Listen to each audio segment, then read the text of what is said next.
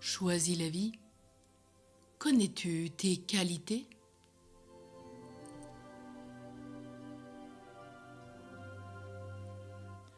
Longtemps on a cru que connaître et se réjouir de ses qualités témoignait d'un orgueil insupportable.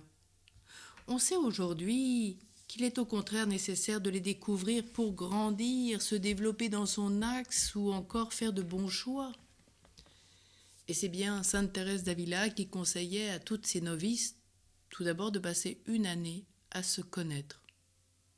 Connaître ses qualités, connaître ses failles, pour voir où le démon attaque la personne. Alors qu'a-t-on dit de toi quand tu étais enfant? Quels sont tes dons, tes talents? Est-ce qu'ils ont été remarqués par tes parents, à l'école, plus tard dans ta vie sentimentale ou professionnelle? Cites-en une dizaine de tes qualités et réjouis-toi. Appuie-toi sur ces dons, ces talents que le Seigneur t'a donnés pour croître, t'épanouir. En revanche, si tu hésites ou tu n'y arrives pas, il est urgent que tu reçoives la parole de Dieu qui va te reconstruire, t'aider à être vraiment toi. Comment connaître tes qualités si personne dans le passé ne t'a permis d'y accéder? Quand personne n'a été attentif à ce que tu es vraiment?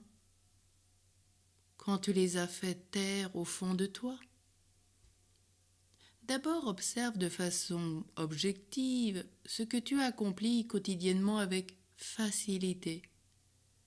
Chacun des actes que tu exécutes simplement, tout naturellement et avec joie, est l'expression de l'un de tes dons.